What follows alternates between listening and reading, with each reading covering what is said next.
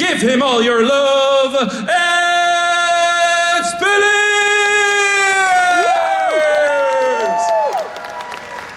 Ed Speleers, Ed Speleers, Ed Speleers, Ed Speleers, Ed Speleers! It really is you. It's miles away, I know. Here, it's big, it's comfy. Taking the red, or have the red one. The red one, or the blue one. I can't have the red one. It's the blue one. Colour. No. It's principles in life. No, can't. Have a seat. Welcome. Oh, hello. You'll want to sit here all day. I'm glad you got this lovely new furniture in just for me. This is good. It's easy to slide off. It needs a bit of work. Have we got any? They've been loving for years, and that's. I'm assuming there's a lot of cool people who sat on this. It's generational, yes, okay. It is. Well, cool people are still sitting on there. Where?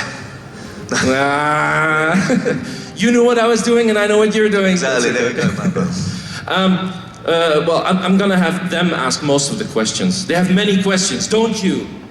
Yes. I hope so. Some people say no, others say yeah, sure. I've travelled a reasonably long way for some We questions. all knew that Star Trek existed when growing up. But how is it? Is it in any way intimidating, knowing that you're going to be part of this huge Star Trek universe, while knowing that so many decades have come before you? I don't. It's a weird thing with intimidation. I think I was just excited about it, really. I think if you allow yourself to be intimidated by something like that, then yeah, space is just inherently will just crumble. Yeah. No, I was pretty amped up to be a part of it, to be honest. It was. I think when I found out, it was one of those. It's not, yeah, kind of a pinch yourself moment. Like whether you're invested in Star Trek or not, like you cannot have lived on our planet without understanding that this thing Star Trek existed. So, yeah, I mean, I was pretty ecstatic to be a part of it, to be honest. And you are, yes, very much so. There's a lot of mystery around you. Maybe they will around the character, not around you. You're not mysterious. Has it not come out yet? I'm not sure because I'm very confused because people were implying to me it hasn't actually come out yet. Maybe they saw it on transatlantic broadcast, but it will be on television. That's why we had a little clip in front here in Holland on Veronica, and they will see everything that happens. This is always. I used to jump, but the stage last year was like only half as high. So I'm still used to jump down in and give it the big into one. the audience, but I'm not sure. Be my guest. I'd like to see that. Oh, don't encourage me. We're gonna catch you. Don't worry. Yeah, you will. Yeah. I've been told that exactly for many times in my life. Well, it's early. Maybe I can just like balance. This is part of the show. Backflip. Nah. Superhero stance. Wow. Hello. Very impressive. Don't make me do it. And now, Ed. So, is there anybody here? Yes. I have a question. You do. Yes. Actually, my ex-boyfriend is a huge Star Trek fan, and he wanted me to ask you this question. You're still speaking? Yes, actually. Fantastic. He's really excited that I'm here. That's lovely. How progressive of you. That's great. Well, he was wondering whether you have been a Star Trek fan. Wait, I'm gonna record this for him. Whether you have been a Star Trek fan yourself and you are really excited for this role, or did it just happen to be on your path as an actor and you're just happy to be in it? So 4 questions. What's your ex-boyfriend's name? Benjamin. Hi, Benjamin. I mean, being a fan, I grew up in the UK where there was only 4 channels, and I used to come home from school at 6:30. And BBC 2, Next Generation was on. So that was my introduction. My dad kind of liked the original series back from the 60s, like Kirk and Spock and everything. But my introduction was via TNG. So it's always had a nostalgic, like, I suppose happy memory for me, but I wouldn't say I was like an avid fan. However, when I got the call to come and read and meet for the part I went out for. I don't even know if you know. I'm very confused as to people have seen it here or not. I'm gonna. Is het al? Jullie weten allemaal hoe het seizoen loopt. Yeah. Okay. Can we talk freely? Can we talk? Yeah. There's no. Can we talk there's no spoilers. There's no spoilers. That's what I thought. Okay, fine. So when I found out I was going to get the role of Jack Crusher, I was pretty... You what? Exactly. Who is this guy? Where did he come from? No, I was very quickly engrossed in what I had to do, and I think that I was bowled over because very quickly it became apparent what my role was actually all about. This sort of, I suppose, a space cowboy, but very much his connection to who his parents are and all of that. I think that it sort of suddenly put the part in a different category for me. And I think it was part of my path and part of my journey, but I didn't really realise that. And now I feel wholeheartedly so invested in everything Star Trek. I was sort of, as a result of getting ready for the part, Terry Matalis, our amazing showrunner, gave me this huge list of old Star Trek films and TNG episodes to go and watch, and he called it my Star Trek University. So I spent hours and hours and hours and hours and hours getting ready for it. And to be honest, now I want to do more of it, really. I absolutely love playing that part so much and being in that world. I'm kind of gutted we only got to do one. We've only seen one season of Jack so far. So. Yeah, and it's the final season. From that element, from Picard, yeah. I mean, we'll see. So we need, it says Jack. We need a spin-off. Jack. I mean, I have an ego, Pablo, but it's not that bad. Maybe it's just a Crusher. It's maybe better than just Jack. Because then it's not just about me, right? Yeah, Crusher. You can make it a family show. Yeah, nice family comedy hour. Yeah, there we go. With the laugh track and everything. Yeah. Jazz chords. Perfect. It's perfect. Here. Did you use a specific acting technique for the role, or how did you develop your own acting technique that you used for the role? Are you method? I think every method is a method. So I don't personally buy into method acting. I think that whatever path you use is your method. Like, I think that's my approach. It has changed. I use the same core principles in most of my work, I think. I work very closely with an acting coach in the UK because I never went to drama school. So I follow quite a lot of the American model of like working. I'm a big fan of sport, a massive football fan, and as a result of that, I look at a lot of players and like what they do with coaches and how they develop, and I feel that a lot of actors can be quite lazy and just think, I know how to act. You don't know how to act. You're constantly evolving. It's like a musician doesn't just like learn the guitar and that's it. I just leave it alone. You have to keep evolving. But technique towards the role of Jack, the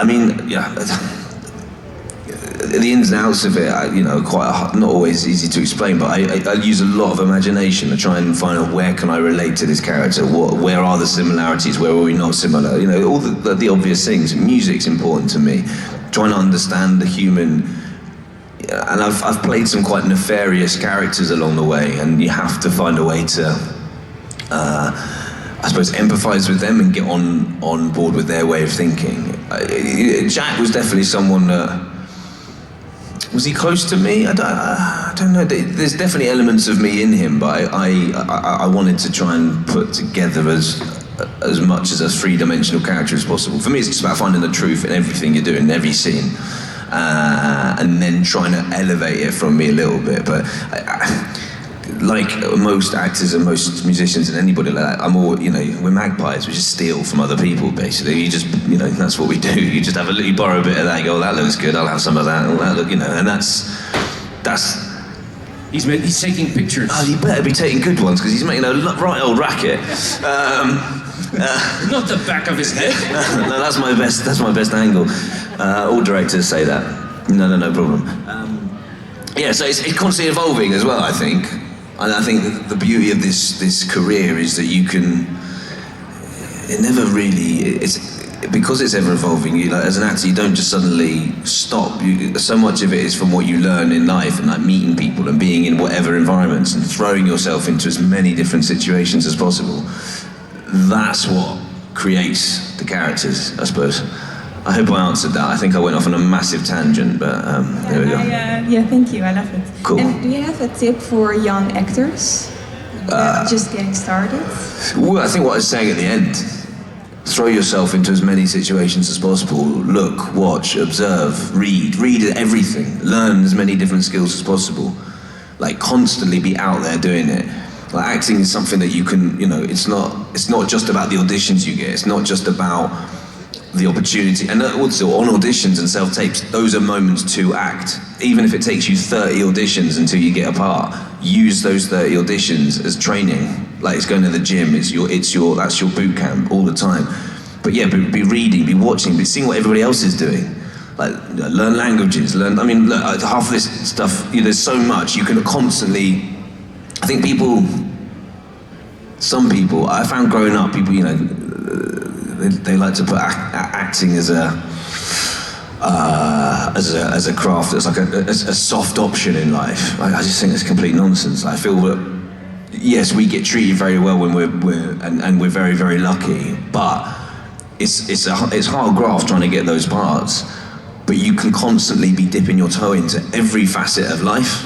Like, you can learn everything about history, you can learn everything about the world. Like, you can be so invested. Like, be current, be invested, be open-minded, and don't fucking judge anyone. Don't judge anything around you. Like, doesn't matter what side they come from. Just be very open and constantly absorb.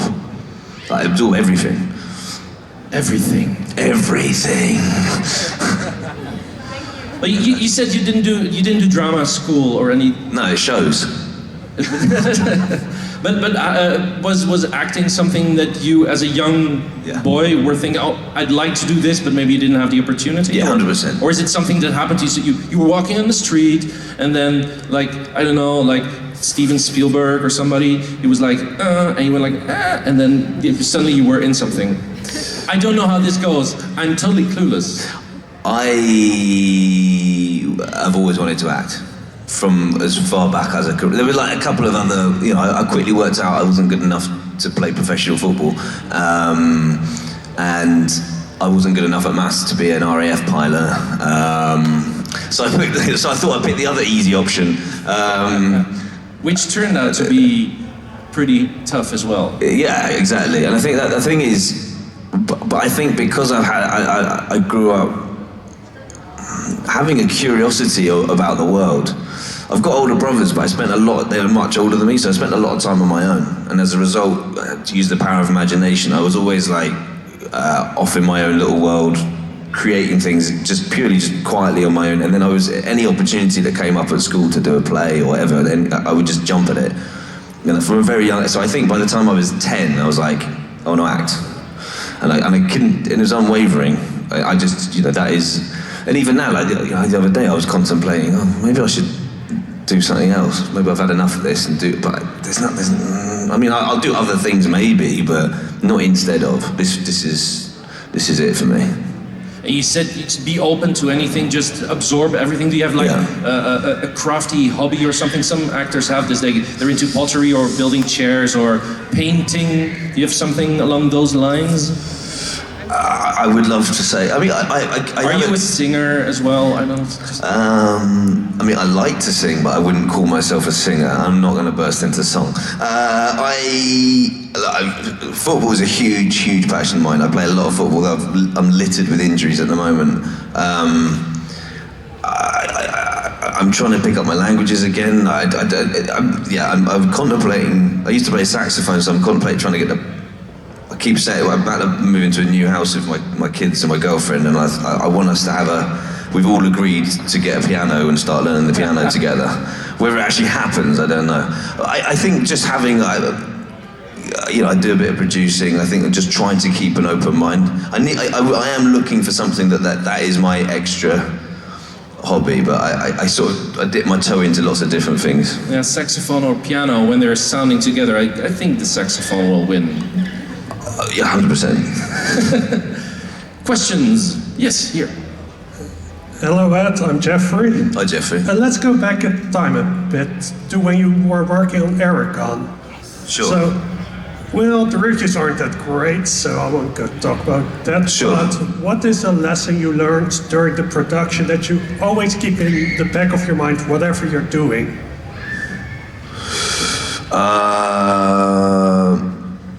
Be humble.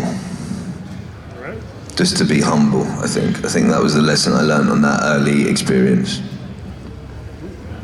Humbly, another question. Very, very humble. What was your most fond memory of filming Downton Abbey? Just one. Me and my girlfriend. Yeah, we've been together 11 years, so we met there. She was dressing Maggie Smith, and I was trying to get her attention, and she didn't want to give me her attention. And I kept going. She says, no, I belong to Maggie. Well, yeah, I mean, Maggie wouldn't let her out of her sight, so yeah. Because Maggie knew. Because Maggie knew, maybe. But in the end, it worked out. Yeah, it did work out, yeah. Cool. Let's see. Yep. What personality trait would you like to have that your character in Picard Jack has? I've got all of his traits. What are you talking about? All of them. Which one would you like to get rid of? I think I think he's braver than I am. I can get myself into tricky situations, or I have done as a youngster, but I would be worried about that. He's not worried about that. There's a fearlessness to Jack that I would like to have more of. Fearlessness. And then a final question here. Hello. Hi. Do you prefer playing good guys or bad guys, and why? And why? I mean, everyone always likes to say they prefer playing the bad guys. I mean, inherently, the bad guys, the ones I've played, have been pretty well fleshed out, and there's a lot of nuance and detail there for you to throw yourself into it. I genuinely don't have a preference. It all just depends on the writing and the story development, and can I do something that is going to push the envelope for me in a way that hasn't before? Am I going to learn something new? Am I going to learn something new about myself? Am I going to show other people, oh my God, he's back. You didn't jump, you didn't vault back up. Am I going to find a new way of working, I think? So I don't really have a preference, but, you know, yeah, I'm very open and susceptible to just good storytelling and good character, really. Excellent. Good answer. Okay, good. That's about all the time we have for now. If they have any more questions, well, you'll be at the autograph table. They can ask you stuff there as well. They can, absolutely, yeah. Just keep it clean. Well, as long as there's no children around. Well, which football team was the good one, at the risk of alienating everybody? You mean, what's my favourite football team? Yes. Yeah, Tottenham Hotspur. Tottenham. Oh, see, we have one fan. Excellent. Thank you very much for your time, for answering all of these questions. Thank you for asking them as well here at Holland Comic Con. Ladies and gentlemen, Ed Speleers!